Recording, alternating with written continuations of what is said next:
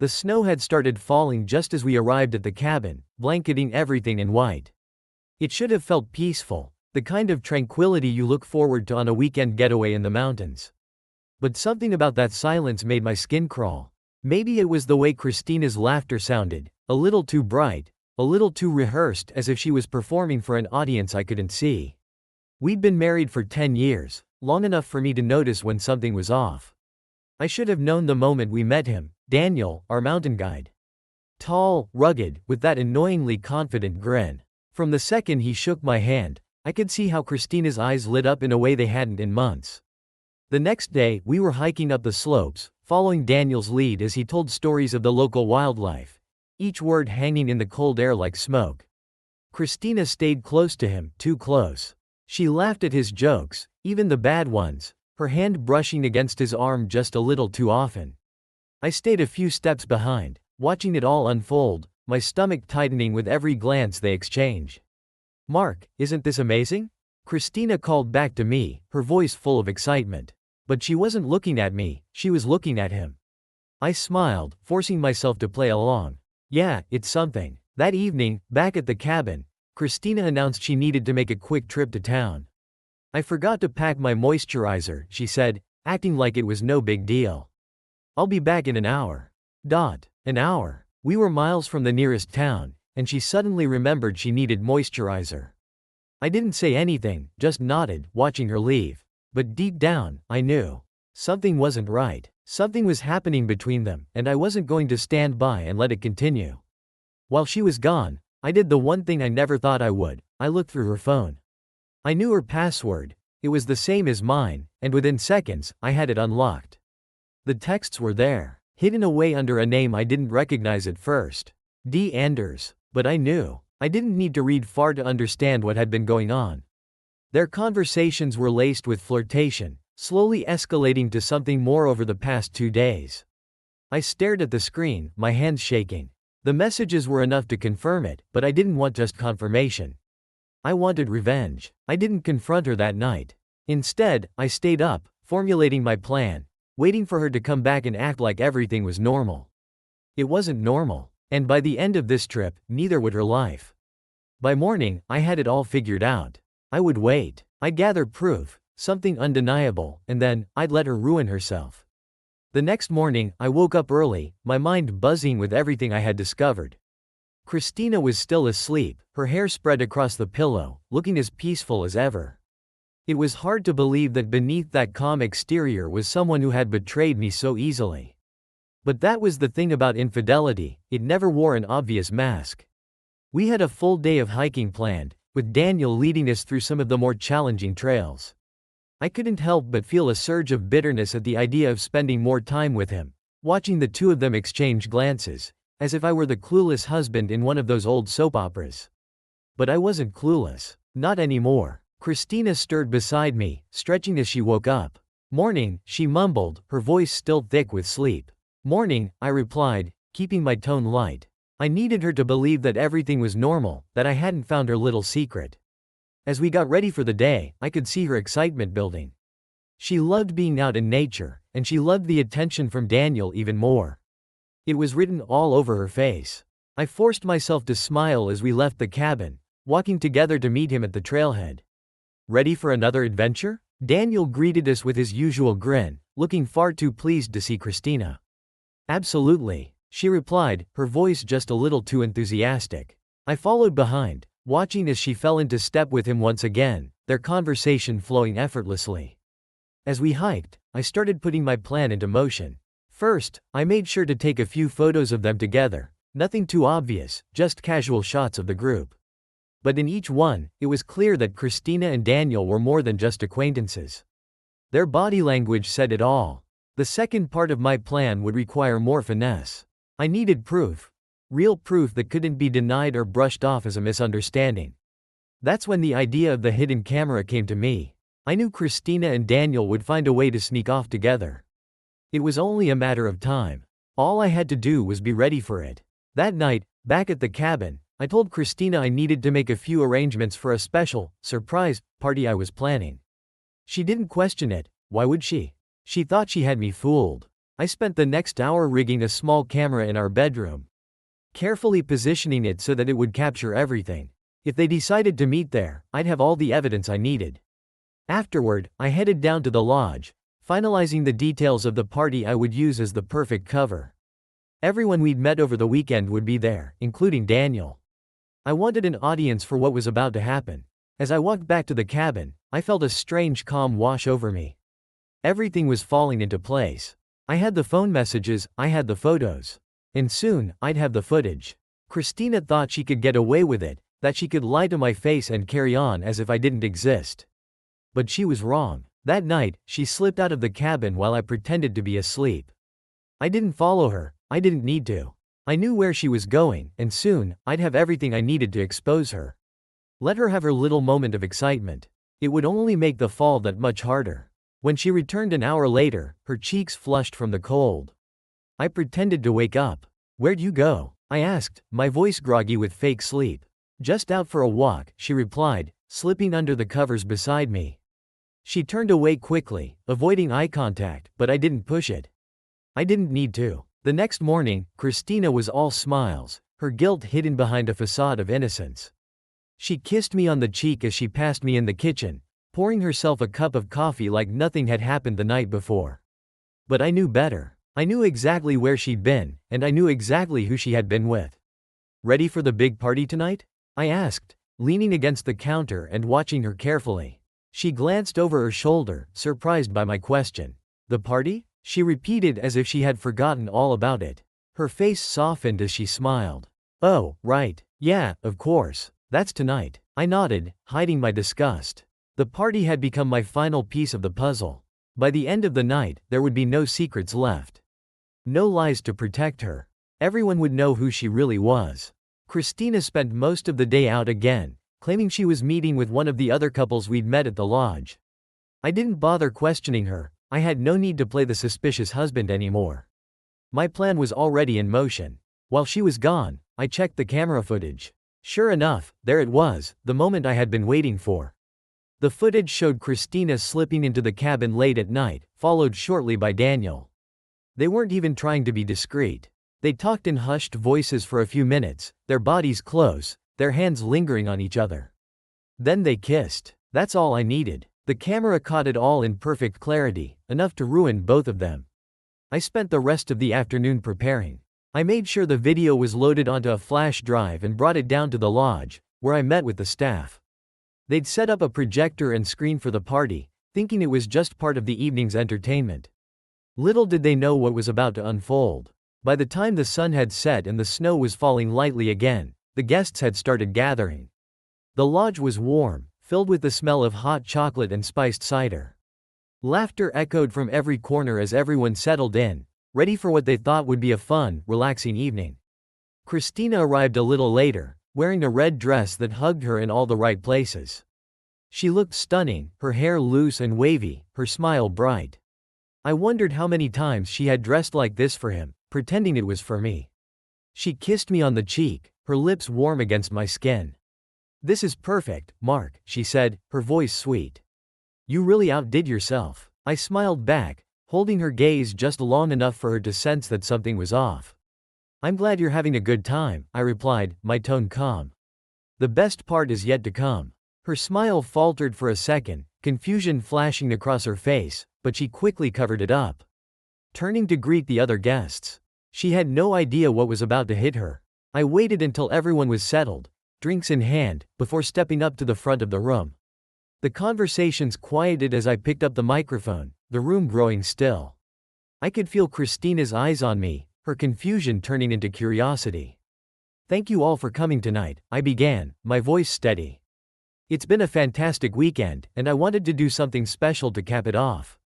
There were murmurs of agreement and a few glasses raised in my direction. I glanced at Christina, who was still smiling, but I could see the tension creeping into her posture. She didn't know what was coming, but she could sense it. "I've put together a little something for all of you," I continued, nodding to the staff at the back of the room. "It's a special video, something I think everyone will find interesting." The lights dimmed and the projector flickered to life. I watched as Christina's face shifted from confusion to fear, her eyes widening as she looked at me. silently pleading for an explanation. But I stayed silent, my gaze fixed on the screen. The footage began to play. At first, it was just the quiet sounds of the cabin, the creak of the door, the soft murmur of voices. And then, there they were, Christina and Daniel, standing too close, talking in hushed tones, their hands brushing against each other's. The room was dead silent as they watched, every eye fixed on the screen. When they kissed, the air in the lodge seemed to vanish. Gasps rippled through the crowd. I didn't turn to look at Christina, I didn't need to. I could feel her panic, her humiliation, radiating off her like a wave. As the video ended, I let the silence hang for a moment before speaking again. Looks like not everyone came here just for the skiing. I stepped away from the microphone, leaving the room in stunned silence. I didn't wait for the fallout. That was Christina's problem now. The storm had finally hit, and I was the one standing in the eye of it. I didn't stick around to watch the aftermath. The moment the video ended, I stepped out of the lodge, letting the cold mountain air slap me in the face. I could hear the muffled gasps and whispers as I walked away, the weight of my actions pressing down on my chest. For the first time since I started this plan, I felt the smallest flicker of doubt. What had I just done? But no, I couldn't let myself question it now. Christina had betrayed me, her affair with Daniel was undeniable. I'd given her the chance to come clean, to act like the woman I thought I'd married. Instead, she'd lied to my face. She deserved what was coming. I stood outside, the cold biting into my skin as the door of the lodge swung open behind me. Footsteps crunched in the snow, moving quickly toward me. Mark. It was Christina, her voice cracking with desperation. I turned to face her. Her cheeks were flushed, not from the cold but from shame. Her eyes were wide, panicked. She looked like she'd just been hit by a truck. In a way, I guess she had. Mark, she began, her voice trembling. But I cut her off. Don't. My voice came out colder than the wind around us. Don't even try. Her mouth opened and closed as if she were searching for the right words, but there weren't any. What could she say? I had the proof, and the whole room had seen it. Why? I asked, my voice rising despite my best efforts to stay calm.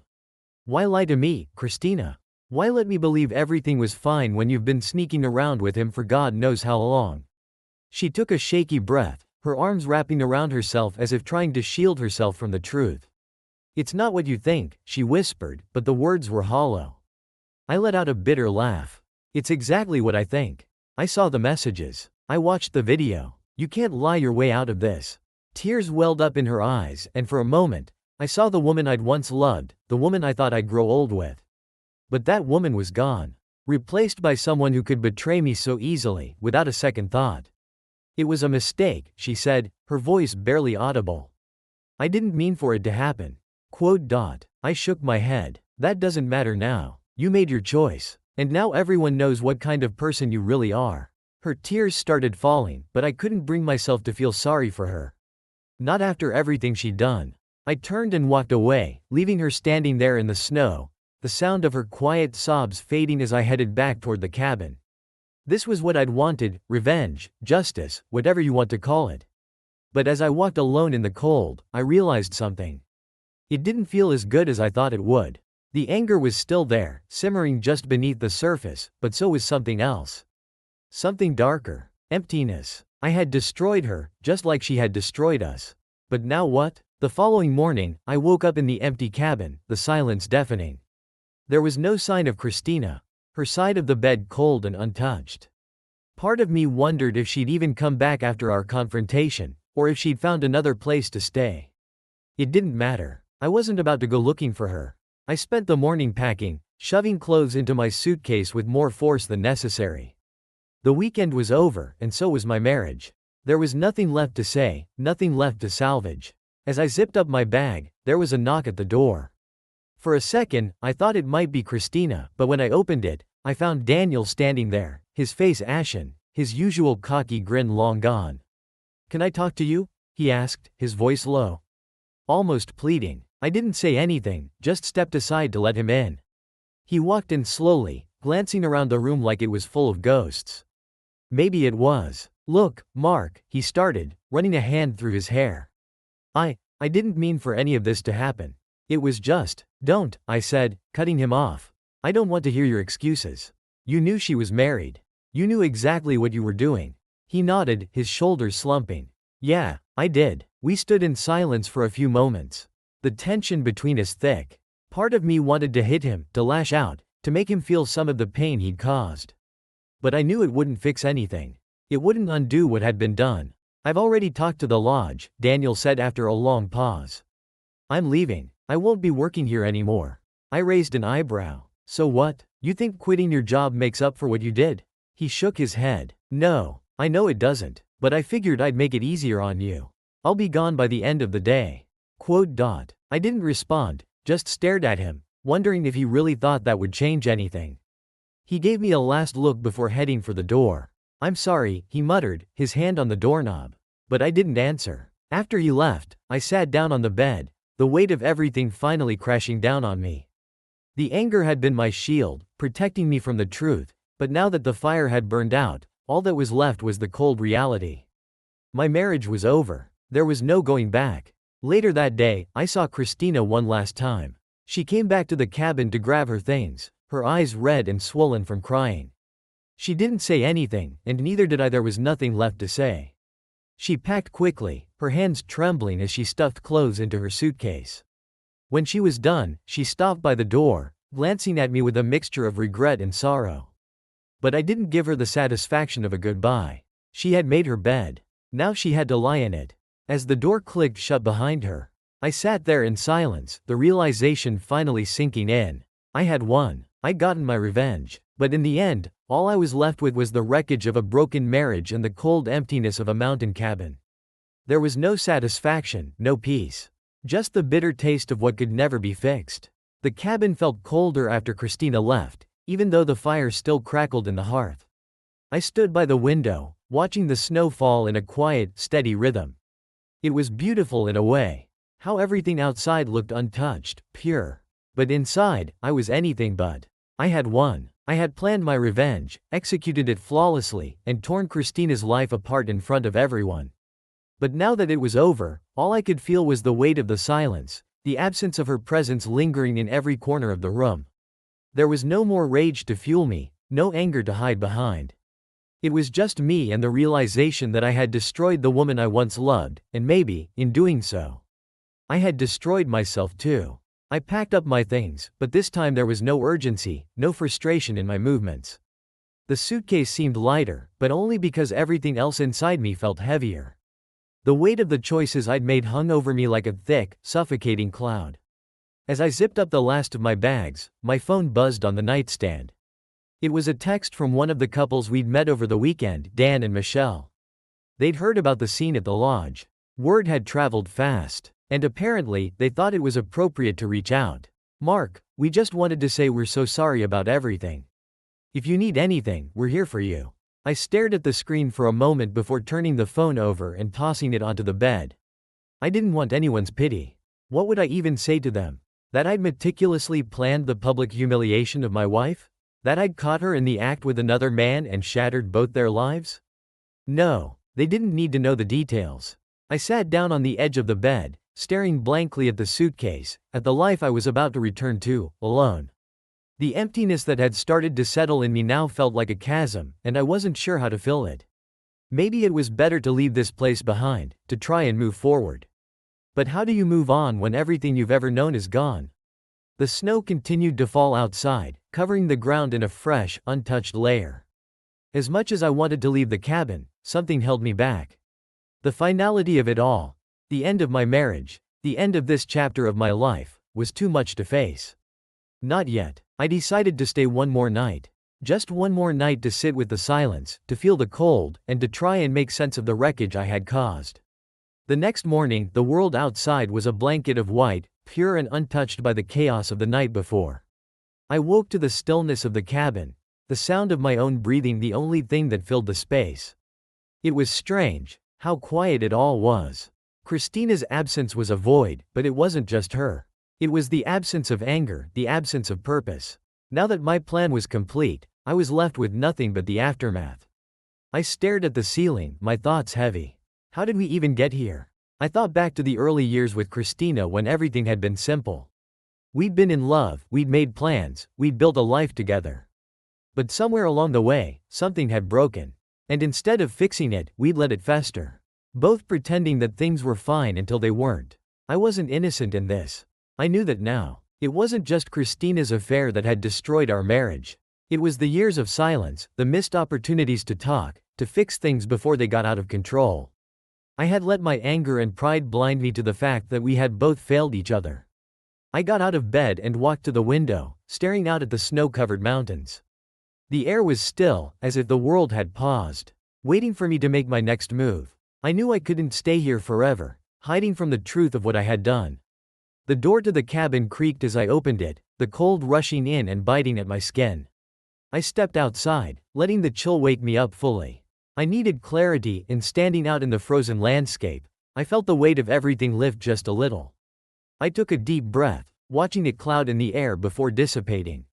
This place, the mountains, the snow, it had become the backdrop for the end of everything I had known. But it was also the start of something new, even if I didn't know what that looked like yet.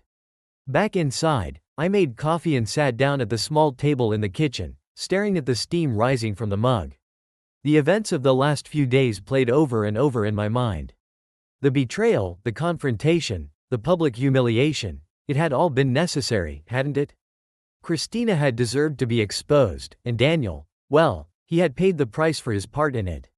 But was I satisfied? I didn't feel victorious. Not in the way I thought I would. If anything, I felt hollow. The plan had been perfect, and yet the result was emptiness. I reached for my phone, scrolling through the missed messages and calls from friends who had heard what happened. There were a few from my sister, a couple from old college buddies, and even a message from Christina's mother asking me to call her. I put the phone down again. I wasn't ready to talk to anyone yet. Not until I figured out what came next. The thought of returning home, of facing the reality of my life without Christina, seemed unbearable. But I knew I couldn't stay in this cabin forever. The isolation that had once felt like a refuge was now suffocating. I finished my coffee and packed the last of my things, throwing my bag over my shoulder. The drive back down the mountain would be long, but it was time. Time to face the consequences of my actions, time to figure out what my life would look like without her. As I closed the door behind me, I took one last look at the cabin. The place where everything had fallen apart. But it wasn't just the end. It was also the beginning of something else. Something unknown. I wasn't sure if I was ready for it, but I didn't have a choice. Life doesn't wait for you to be ready. With one last deep breath, I turned and started the long walk to the car, the snow crunching under my boots, each step taking me further away from the wreckage I had created. The drive down the mountain felt endless. The winding roads, once picturesque and serene, now seemed oppressive, like they were closing in on me. Snow had piled high on the sides, and the sky was an endless gray, mirroring the emptiness inside me. Each turn I made, each mile I covered, felt like I was distancing myself from Christina, from our past, but it wasn't the kind of distance that brought relief. It was the kind that left a void. The silence in the car was heavy.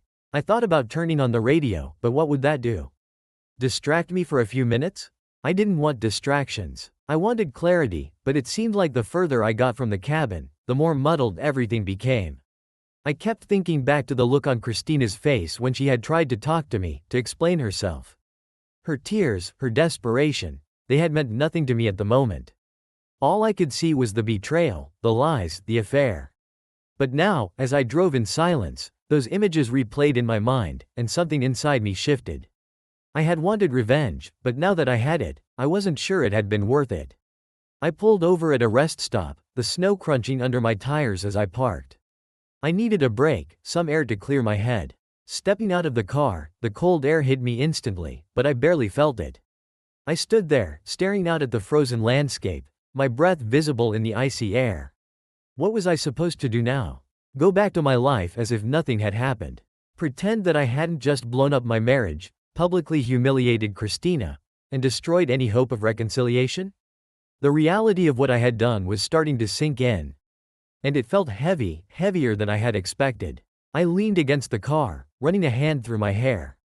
The truth was, I didn't know how to move forward. The revenge had been my focus for so long, and now that it was done, I was lost. There was no going back, though. That was clear. Even if I had wanted to try to fix things with Christina, that option was gone. I had made sure of it when I exposed her affair in front of everyone. But what was I supposed to do with the emptiness that was left? I stayed at the rest stop for longer than I planned, just staring out into the distance, trying to make sense of everything. But there were no answers. There was just the road ahead, and the wreckage of what I had left behind. Eventually, I got back in the car and continued driving. Each mile brought me closer to home, but further away from the life I had known. When I finally pulled into the driveway of my house, it was dark.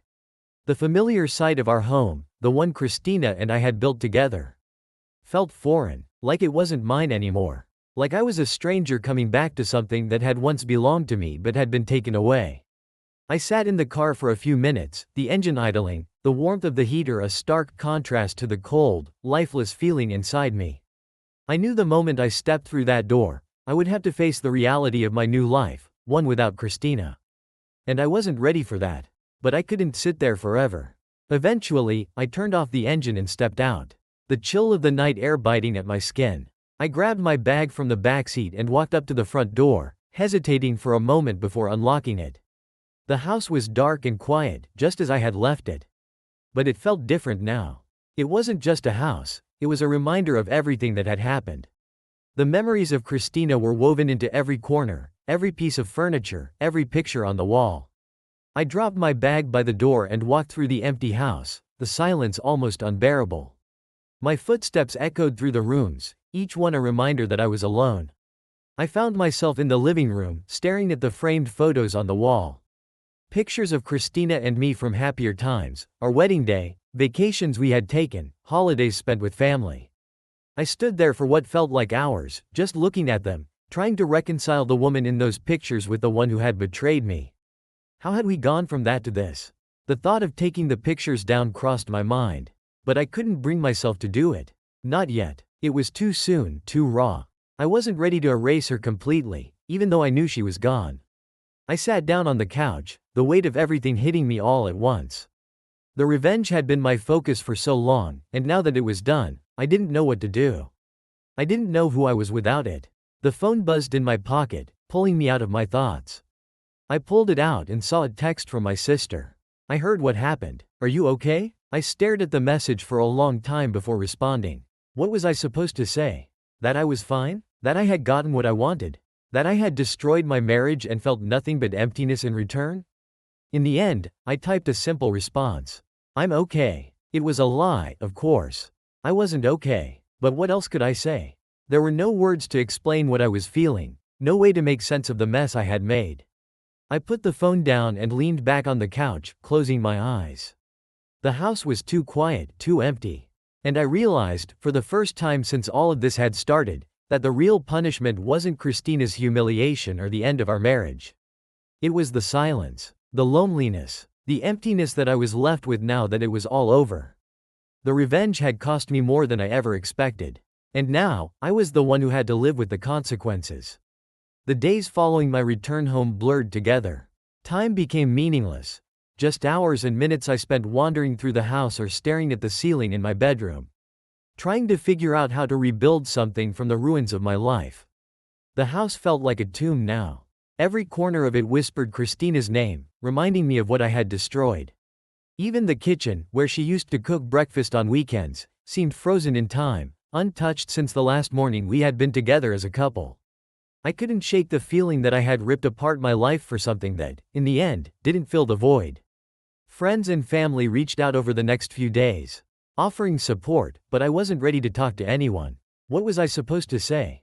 That I had meticulously planned and executed the downfall of my wife in front of strangers, only to be left with a hollow victory? I'd achieved what I set out to do, but the satisfaction I expected never came. I avoided calls and ignored texts. The messages from people who had heard about the scene at the lodge kept piling up. Some were sympathetic, others curious, and a few blatantly nosy. But I didn't want sympathy. And I definitely didn't want to explain myself. One afternoon, the phone buzzed again.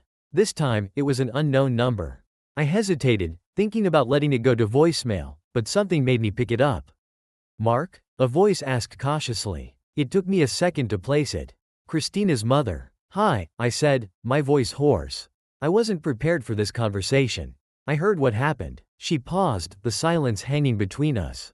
Christina's staying with me. She's devastated. I didn't respond. What was I supposed to say to that? Christina had been devastated? Was I supposed to feel sorry for her? I don't know what went wrong between you two, Mark, but does it matter? I cut in, more sharply than I intended. She cheated. I found out. I handled it. Her mother exhaled on the other end of the line, and I could hear the frustration in her voice. I'm not excusing what she did. But you need to understand?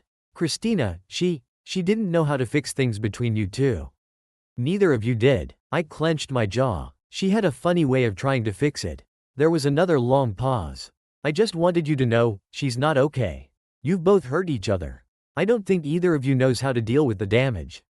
I did what I had to do, I replied, though the conviction in my voice wasn't as strong as I'd hoped. I'm sorry she's hurting, but she made her choices. I know, her mother said softly. But so did you. I didn't have anything to say to that. After a few seconds of silence, she sighed. I'm not calling to fight, Mark. I just wanted you to know.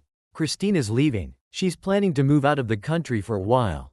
I think she needs to escape this, everything. The words hit me harder than I expected.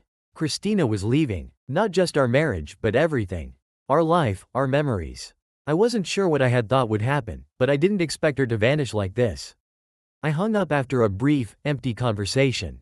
But the impact lingered. Christina was really gone. And that finality felt like something I hadn't been ready for. The revenge had been all-consuming, but I hadn't planned for what came after. I hadn't planned for the silence. Days turned into weeks, and slowly, I began piecing my life back together. I went back to work and tried to focus on the things that had once brought me purpose. But nothing felt the same. It was as if my life had been divided into two halves, before and after Christina. At first, I threw myself into work, trying to drown out the emptiness of busy schedules and meetings. But no matter how hard I tried to distract myself, the weight of everything I had done still hung over me like a shadow. The revenge had given me something to focus on, a way to channel my anger, but now that it was over, I had nothing left to cling to. Christina's departure left a void I wasn't prepared to face. I hadn't expected her to leave the country. In my mind, I had envisioned her staying close. Maybe dealing with the fallout in her own way, but always there, lingering in the background. Her leaving felt too permanent, too final. I thought about her every day, despite myself.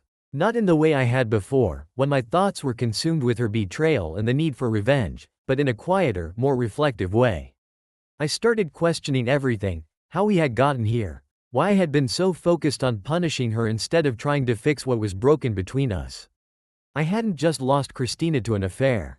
I had lost her long before that, when we stopped talking, stopped caring about each other the way we used to. The affair had been a symptom of something deeper, and in my quest for revenge, I had ignored the fact that our marriage had been dying for years. The realization hit me late one night, as I sat in the empty living room, staring at the wall where our wedding photo had once hung. I had taken it down a few days after I got back, unable to bear the sight of it. Now, the blank space on the wall felt like a metaphor for my life, empty. Unfinished, missing something that used to matter. I had been so consumed with getting even, with making Christina pay for what she had done, that I hadn't stopped to think about what it would cost me. And now, sitting alone in the silence of our once shared home, I realized that the price of revenge was higher than I could have ever imagined. Christina was gone, and I had no idea if she was ever coming back. Maybe it didn't matter. Maybe it was better that way. But the guilt, the hollow feeling that had settled in my chest, wouldn't go away. I had wanted to punish her, but in the process, I had punished myself as well. As the days stretched on, I started to come to terms with the fact that I would never get back what I had lost, not just Christina, but the version of myself that existed before the betrayal. I had changed, and there was no going back. The hardest part wasn't the loneliness. It wasn't even the realization that Christina had moved on, that she was somewhere far away, rebuilding her life without me. The hardest part was accepting that I had played a role in our downfall. That I had let our marriage crumble long before the affair, and that my thirst for revenge had blinded me to the possibility of healing. I wasn't sure where to go from here. I wasn't sure if I could ever make peace with what had happened. But as I sat there, staring at the blank space on the wall, I knew one thing for certain. Revenge had left me emptier than the betrayal ever had.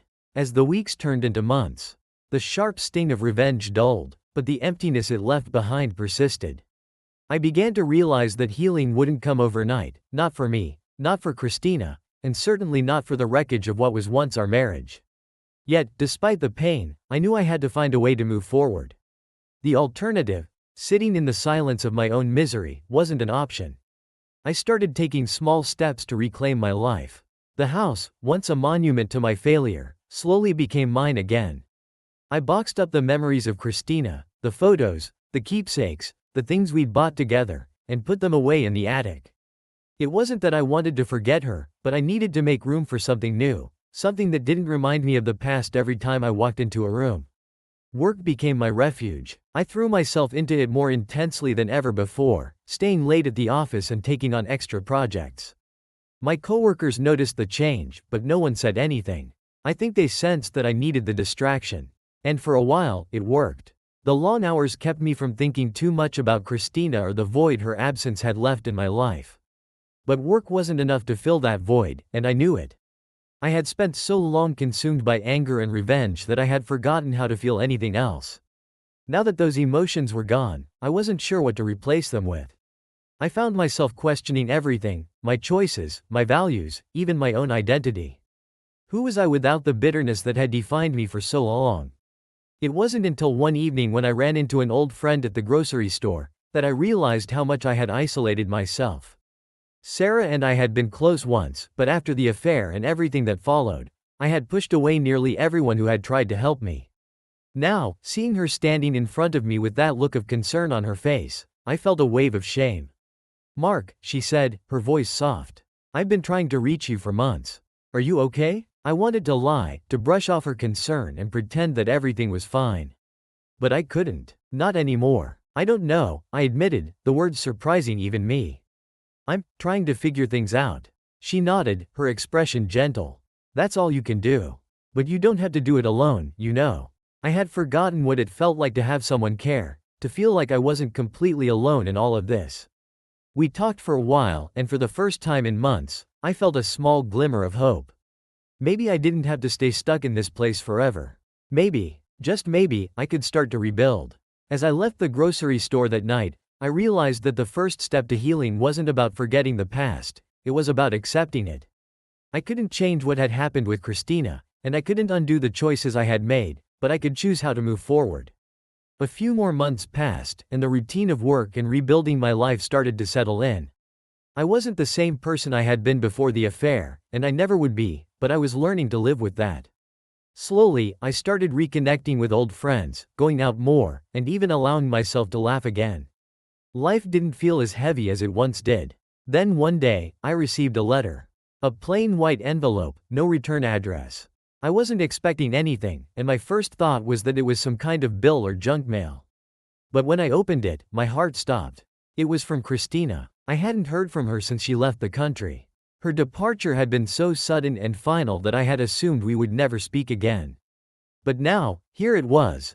A letter from the woman who had once been my wife, the woman I had humiliated in front of strangers, the woman who had betrayed me. I sat down at the kitchen table, staring at the envelope in my hands. For a moment, I considered not opening it.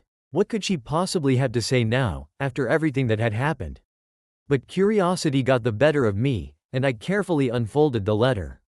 "Mark, I've been thinking about writing this letter for months, but every time I started, I didn't know what to say. How do you apologize for something like this? How do you make sense of the mess we both created? I've been in Italy for the last few months, trying to find some peace. Trying to figure out what went wrong, not just with the affair, but with us. I'm not writing this to ask for forgiveness. I don't expect that, and I don't deserve it. I'm writing because I need you to know that I'm sorry. Truly, deeply sorry. When I think back on our marriage, I realize now that the affair wasn't the cause of our downfall, it was a symptom of something much bigger.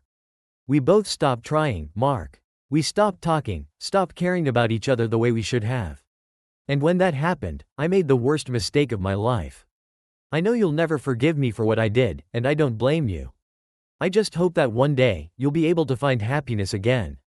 You deserve that. We both do. Take care of yourself, Christina, _" I sat there, reading the letter over and over again, trying to process the flood of emotions it stirred in me. Anger, sadness, regret, it all came rushing back. But there was something else, too. Something I hadn't felt in a long time. Closure. For so long, I had been stuck in the past, replaying the betrayal in my mind and letting it define me.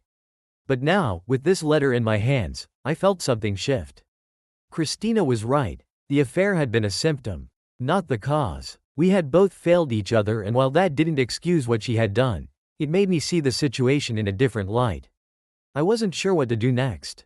I wasn't ready to forgive Christina, and I didn't know if I ever would be. But for the first time in a long time, I felt like I could move forward, not just away from the pain, but towards something better. I folded the letter and placed it back in the envelope, then set it aside. I wasn't ready to throw it away just yet, but I also didn't need to carry it with me everywhere I went. It was a piece of my past, but it didn't have to define my future. For the first time since everything had fallen apart, I felt a small sense of hope. Maybe I couldn't change the past, but I could choose what to do with the present. And that, for now, was enough. A week after receiving Christina's letter, I found myself at the park, sitting on a bench that overlooked the lake. The air was crisp, the kind of coolness that comes with early spring when winter still lingers but the promise of warmth is on the horizon. Families walked by, kids laughed, and couples strolled hand in hand. The sight no longer filled me with bitterness the way it had in the months following the affair. I could look at them now without the sharp pain of jealousy or resentment. The letter had given me something I hadn't expected: peace. Not the kind of peace that came from forgiving Christina, but the peace that came from understanding. We had both failed in our own ways, and for the first time, I could see that clearly. I had spent so much time trying to punish her for what she had done. But I had failed to see how lost we both had become. Her apology didn't erase the pain, but it gave me a chance to step back and look at our relationship with fresh eyes. I wasn't sure what would come next. Christina was still in Italy, and from what I could gather, she had no plans to return anytime soon. She was building a new life, and I realized that I could do the same. The possibility that once seemed terrifying, moving on without her, now felt liberating. I didn't need her to come back. It was still there, but it was something I could carry lightly now, without letting it define me. As I made my way toward the cafe, I thought about the future. It didn't feel as uncertain or scary as it once had.